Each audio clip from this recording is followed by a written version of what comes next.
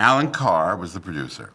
And he was, of course, outrageous. And he produced Grease, the movie, and La Cage aux Folles on Broadway. And he was a big musical comedy guy. And he thought for the opening number, he had seen a show in San Francisco called Beach Blanket Babylon, which is still running. And he brought Steve Silver, the guy who had created that show, to Hollywood and asked him to create an opening number that would involve the cast of Beach Blanket plus a lot of Golden Age stars who Alan was going to round up, plus some young, hip, new stars who were all going to be in the number. The number would be set in the Coconut Grove, and Merv Griffin, who had started in the Coconut Grove, would sing his original song, I Got a Lovely Bunch of Coconuts. All the great stars would be sitting at tables while the youngsters were dancing and carrying on. And everybody would be involved in everything. And at the time, Beach Blanket Babylon was doing a show about Snow White. After the Dwarfs, what Snow White did. Snow White went to Hollywood and became a movie star. And that was what Alan particularly fell in love with. So they brought down the girl who was playing Snow White. And they continued the story. Snow White actually comes to Hollywood. And this was kind of based on a number that was being done in Beach Blanket Babylon. There were several problems. One was that it was the Golden Age stars were not as you remember them. They were all older, and they kind of were brought in from Palm Springs. And it wasn't very glamorous to see Dorothy Lamour being carried across the stage under the armpits by two guys and wearing thick glasses because she really couldn't see where she was going. And Alice Faye and Tony Martin were older, and Roy Rogers and Dale Evans really didn't leave the table. And all of these people who had been legends in their times were not as you remember them. So instead of the audience going, oh my God, oh my God, they were going, oh my God.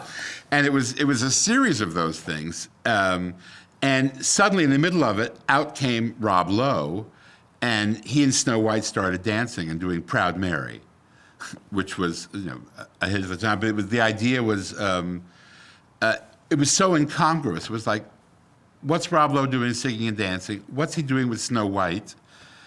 Who is that old lady in the background? Oh, that's Alice Faye. It was very strange.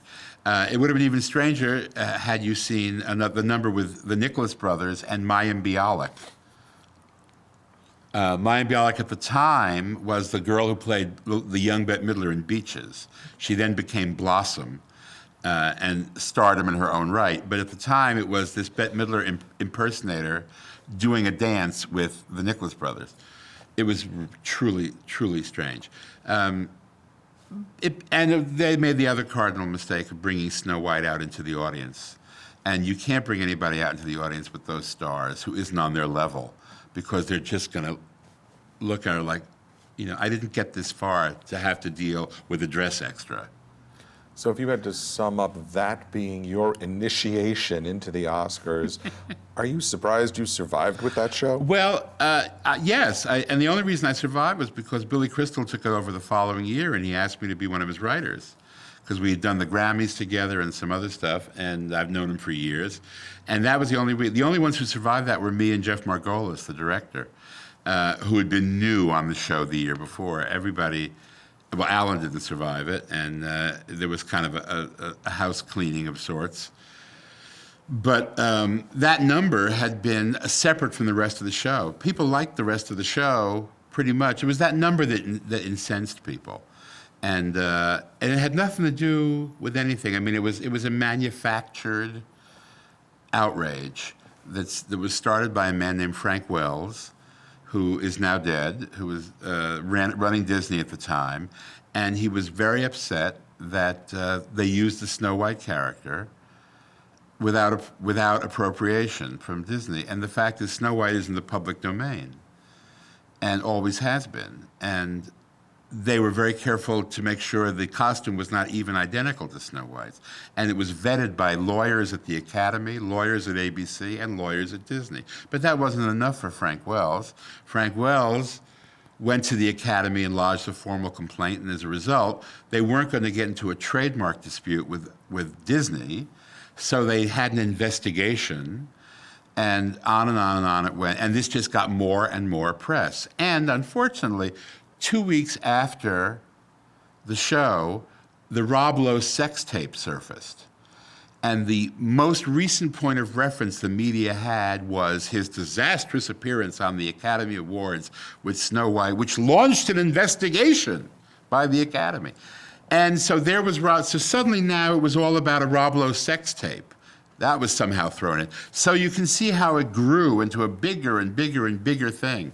And I always thought that the real reason was because at the time, the Academy wouldn't let any of the studios advertise any current movies on the show because they didn't want to imply an endorsement from the Academy.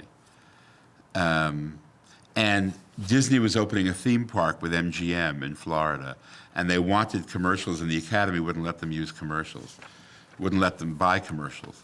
And so they did an end run around the Academy, and they made a deal with Chevy, and the Chevy commercials were shot at the Disney MGM studios. And the Snow White number ended, and the first thing you saw was Snow White's castle at the Disney studio, MGM theme park, and Snow White coming out of a Chevy and doing a number. And I think that's what incensed Frank Wells. I think he was really, really pissed off.